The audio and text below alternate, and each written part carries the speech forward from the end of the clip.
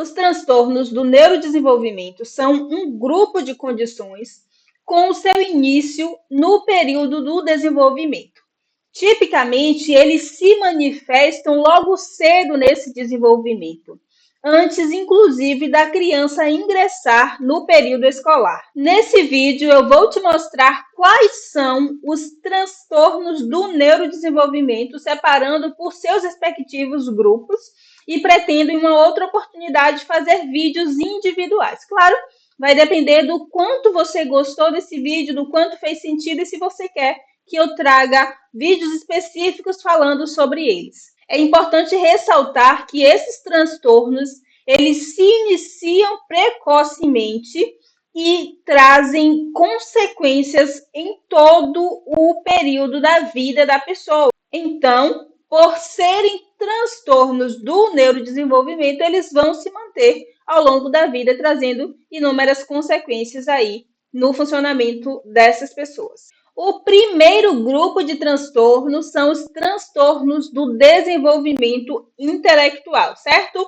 Eles incluem o transtorno de desenvolvimento intelectual ou deficiência intelectual, o atraso global, o atraso do desenvolvimento global e também o transtorno de desenvolvimento intelectual, deficiência intelectual não especificado. Esses transtornos incluem déficits funcionais, tanto adaptativos quanto intelectuais, tá?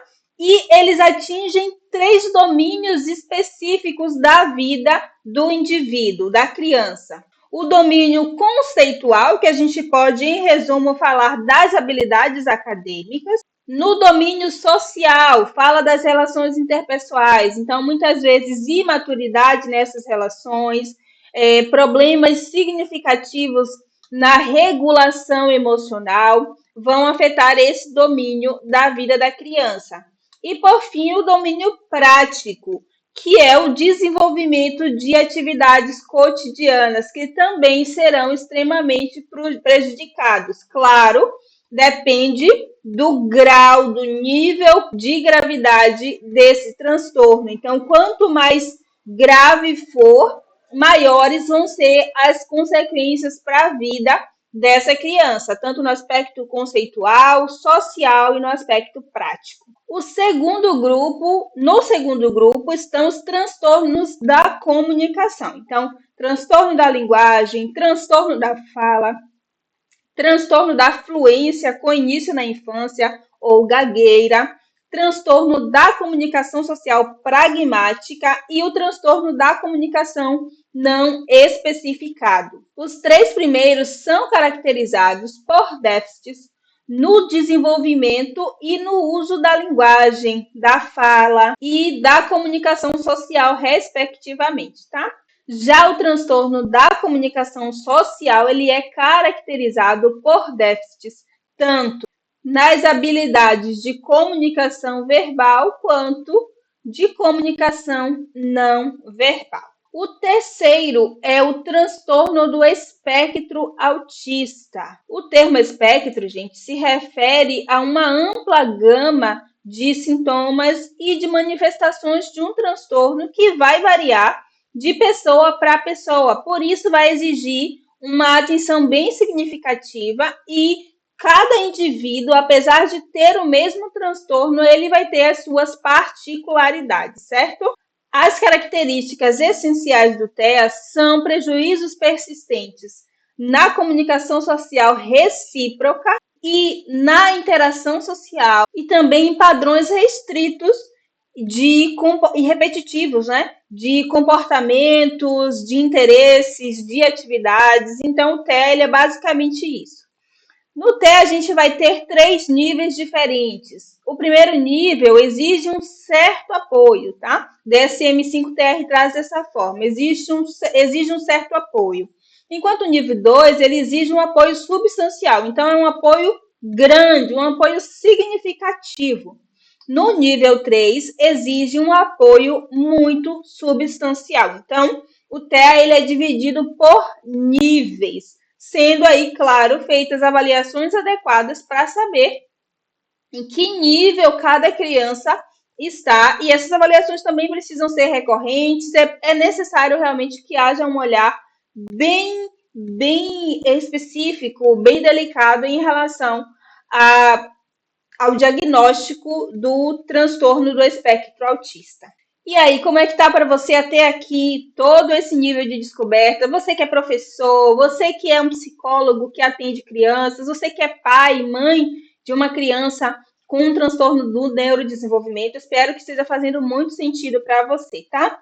Vou pedir agora para você deixar o seu like nesse vídeo e se inscrever no canal, tá bom? Sinaliza para mim de alguma forma, compartilha nos seus grupos, seja da escola, no grupo em que você faz parte de uma creche, com alguém que você sabe que tem uma criança nessa condição, ou mesmo um grupo da sua igreja que trabalha especificamente com crianças, porque saber sobre a existência desses transtornos faz toda a diferença no cuidado individual dessas crianças e, claro, no desenvolvimento delas ao longo da vida delas, tá certo? Então, deixe seu like, se inscreve no canal e vamos continuar.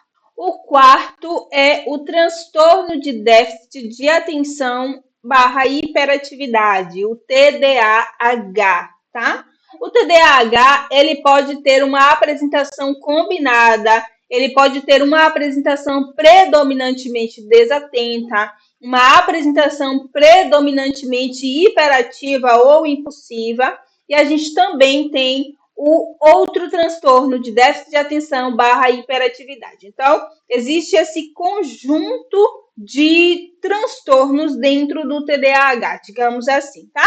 Eu ouço muitas pessoas dizerem, a pessoa tem TDA, porque é o transtorno relacionado, o TDAH relacionado a desatenção significativa. Não, não existe isso, tá?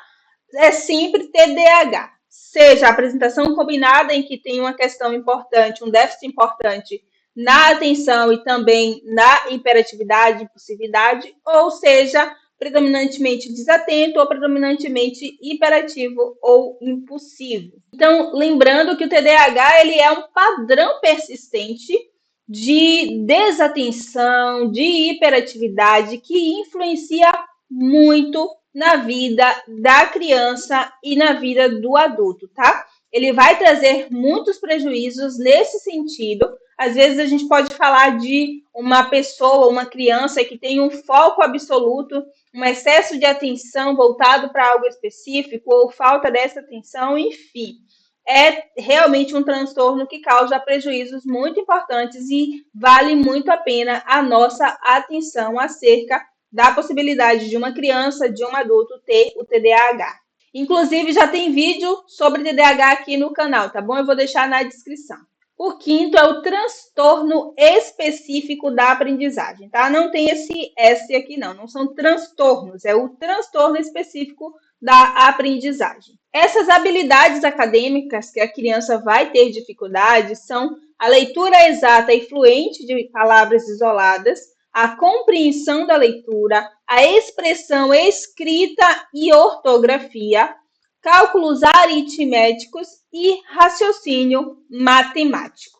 É nesse contexto que se inserem os termos alternativos dislexia e descalculia, mas isso é assunto para um outro vídeo. No sexto grupo estão os transtornos motores. Então, o transtorno do desenvolvimento da coordenação, o transtorno do movimento estereotipado e os transtornos de tique. Quanto aos transtornos de tique, eles incluem o transtorno de Tourette, é uma palavra em inglês, então eu não tenho certeza de que essa é a pronúncia.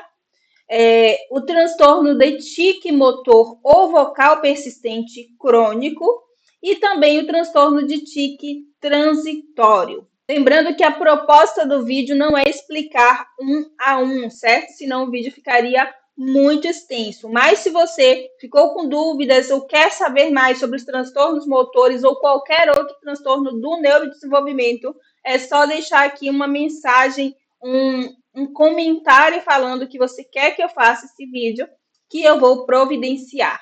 O sétimo é o outro transtorno do neurodesenvolvimento especificado. Então, é um outro transtorno, não se encaixa, na verdade, os sintomas, as apresentações de todos aqueles que eu falei não se encaixa para fechar um deles especificamente, então a gente diz que é um outro transtorno e é especificado porque você sabe exatamente por que ele não se encaixa em nenhum outro transtorno que foi citado, tá certo? E, por fim, outro transtorno do neurodesenvolvimento não especificado. Aqui é quando, por algum motivo, o profissional não sabe dizer exatamente por que não se encaixa em nenhum outro transtorno que eu já citei, tá bom? Mas tem sinais, tem indícios de que estamos falando de um transtorno do neurodesenvolvimento. Então, é isso. Eu realmente quis trazer esse vídeo como um informativo aqui mais geral sobre os transtornos do neurodesenvolvimento, para você ficar mais atento à sua criança ou à criança com a qual você precisa trabalhar, precisa lidar aí no seu dia a dia, seja numa escola, numa igreja, enfim. Mas, como eu já disse, se você quiser que eu faça vídeos específicos, deixa aqui nos comentários que eu vou procurar fazer esses vídeos. Agora eu já tenho um vídeo no canal sobre TEA e sobre o TDAH, que eu vou deixar aqui para vocês linkado. Aí é só você correr lá e assistir para entender melhor sobre esses transtornos especificamente. Então é isso, se cuida!